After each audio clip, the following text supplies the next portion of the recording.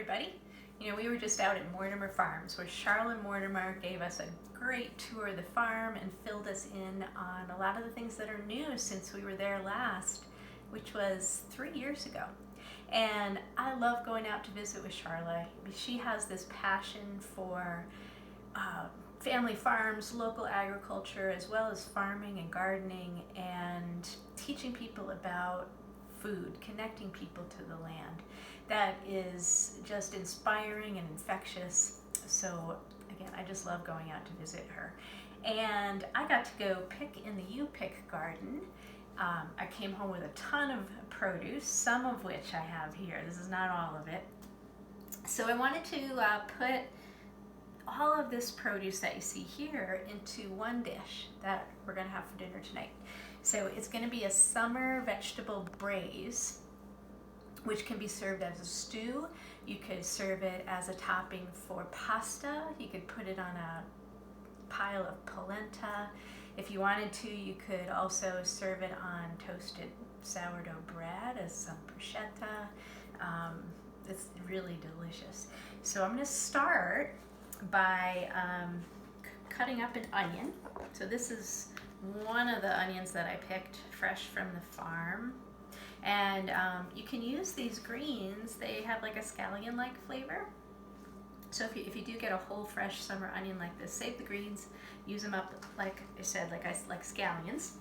So I have some olive oil in the pan over here, so I'll start to heat that up and cut up the onion. And a braise is it's a cooking method that utilizes moisture, and you can cook vegetables, meat, chicken, fish, anything in this manner.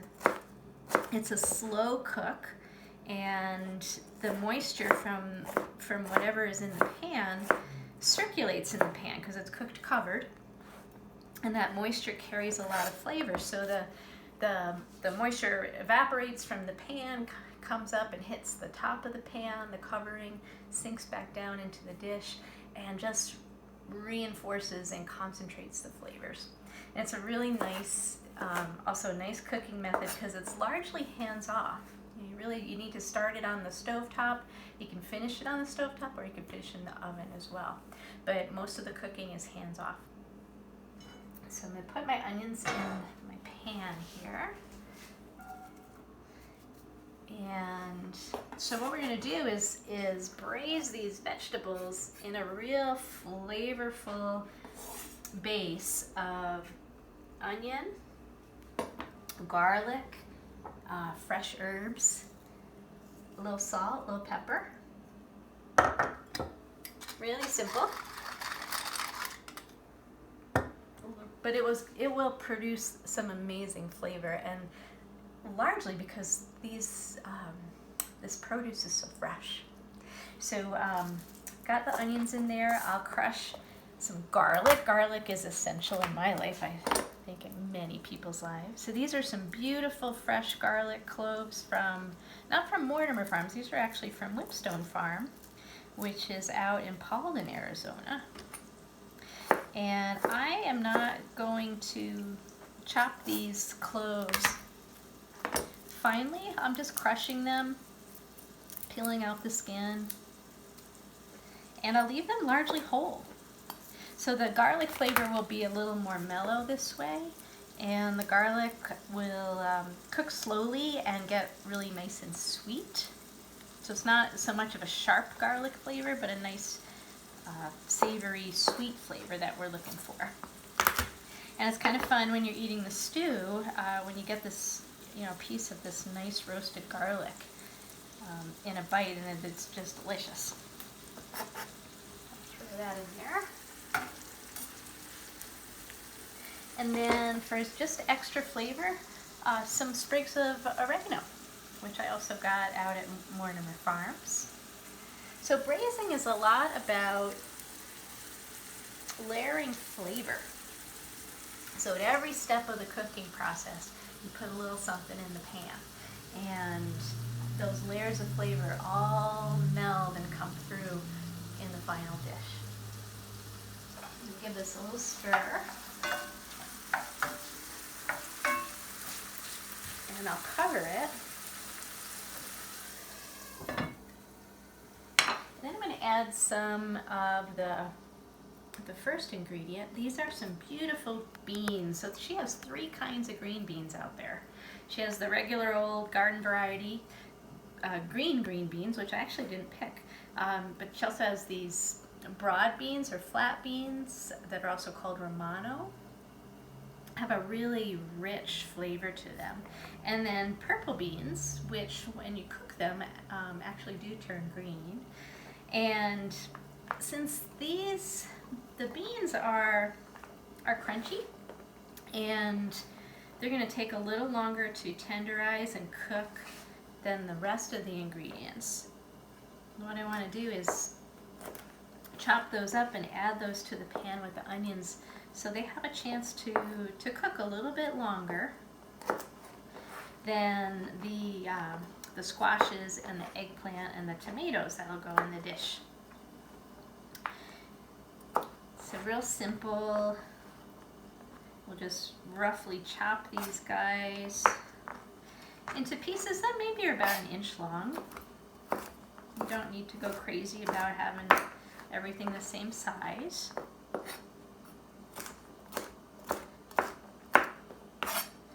Just a rough chop. And there are lots of vegetables, summer vegetables that you could braise. You could add to this same recipe. If I had some fennel, I would slice that up and add the fennel like I'm about to add the green beans. So I'd add it to the pan with the onions, because fennel will take a little while to cook as well. A little hot. Turn that down. I mean, isn't that just so beautiful? It smells like garlic and oregano in here, I'll tell you. You could also, at this point, you could throw in some sliced potatoes. That would be really good. Okra would go really well in here. You could put in some bell peppers. In the end, you could finish it off with some sliced greens like spinach or Swiss chard. I mean, really, the sky's the limit. So with the zucchinis and the squashes, just doing a simple cut, just back and forth like this, and getting pieces that are 1/2 inch to 1 inch, something like that. And the stew will take 1/2 hour to 40 minutes to cook. It'll cook faster if you cut the pieces smaller, and obviously it takes a little bit longer to cook if you cut the pieces bigger. So it's up to you. And if you are thinking about making something for a bruschetta topping, think about maybe cutting these pieces smaller, because you want that topping to be able to fit on a piece of bread and be easy to use, easy to eat. So we got zucchini, these cute little patty pan squash. What's really neat about the U-Pick garden is you can go out and pick things when they're kind of in a younger state, a little more tender, and like these guys you could just catch. You just have to catch them at the right time. These are super sweet and super tender. And Charlotte was telling us that a patty pan squash can go from this size to this size in a day, or even bigger. They grow so fast. That's why if you grow squash or zucchini in your garden, you know that from one day to the next, that zucchini can go from something normal size to something monstrous. And you often find those lurking under the leaves sometimes. So the squashes, I'd say, maybe about 2-3 cups of the squash that I'll be adding here. So maybe about a cup and a half of each kind. And then we'll do the same with the eggplant. Again, these are baby eggplant. They've got a little more sweetness to them.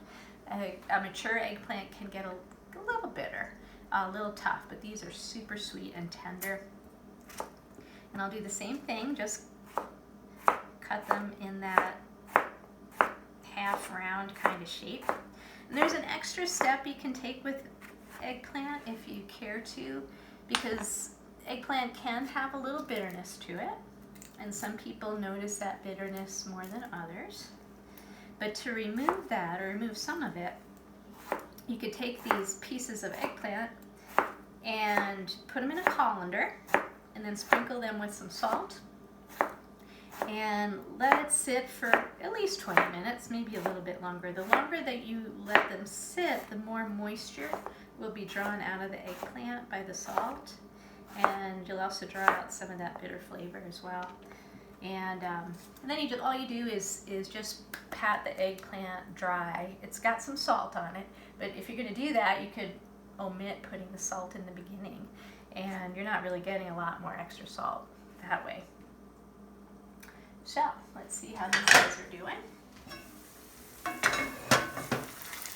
Looking pretty good. So usually I'll let this simmer for about 5 minutes. Again, just to get things cooking. I don't know if you can tell, but those beans that used to be purple are now green. So it looks like they're all the same in there right now. So I'm going to add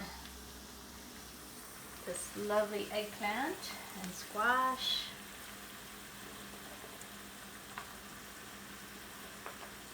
And this is the last step before covering it up and letting it slow cook. And with this, I won't add, with a braise, you very often add some extra liquid after you brown or saute the ingredients in oil. You usually add a little liquid to it because braising is about cooking in liquid. But because I'm only cooking vegetables and they have a lot of liquid in them already, right now I'm not going to add any liquid, because when I cover this up, it's going to keep all those juices in there, and it's going to make a really nice sauce. So got two choices now. So I could pop this in the oven, cook it at about 300 degrees for 30 to 40 minutes, and just again depends on the veggies and how long it takes to cook. I would check in at about 15 minutes, give it a stir, and see how things are progressing. Or I can cook it on the stovetop. And if I do that, what I'll do is use one of these guys. This is called a heat diffuser or a flame tamer. And what it does is it helps you cook things on the stovetop at a lower simmer, and prevents that whatever you're cooking from burning. So it's really nice for braising, cooking stews, because if you do happen to forget it's on the stove and you might forget to stir it, the stuff on the bottom is a little less likely to burn because this spreads the heat out a little more evenly. So I'll show you how it works. Just put it under the pan and put the pan on top. And that's it. I'm going to give it a little heat so it can heat up a little. And that's all you do. If you don't have one, don't worry about it. Just remember it's on the stove and keep an eye on it and stir it frequently. So this is what it looks like when it's done braising. And this I actually cooked in the oven. Everything's really super juicy and tender, but it's not done yet. We're going to brighten this dish up quite a bit by adding some fresh tomatoes and also some fresh herbs. So beautiful, off the vine, summer tomatoes. I know you're all probably like me, where you just celebrate when the summer tomatoes are here, because the winter tomatoes in the grocery store they just don't taste like much. So these are super sweet, just off the vine, and you could use cherry tomatoes too if you have them. Maybe just cut them in half. And I'm just going to chop them up. And the tomato has some sweetness. It has some little acidity, a little zest, which will brighten up those veggies quite a bit. The tomatoes also have a flavor we call umami, which is almost like a meaty kind of flavor that adds just a special something to food, I think. So just throw that in there. If this was looking really dry, which it's not to me, it looks very moist. Plus they'll be getting some more moisture from the tomatoes. If it was kind of dry, I would add a little bit of water to the pan or some broth. If I wanted it to be a little soupier, I could do that too. But I don't. I want it to be a little drier, a little chunkier. Because I think we're just going to eat this as a stew.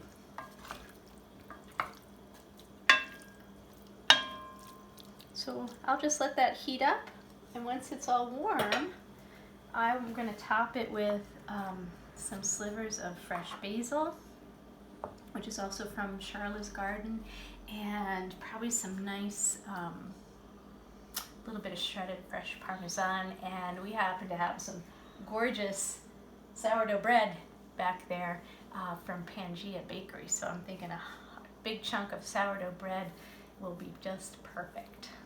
Maybe a glass of wine. So that's it. Make sure you get out to Mortimer Farm sometime this summer and take advantage of the U-Pick garden. It is just a bumper crop out there right now. So eat well, be well, and we'll see you soon.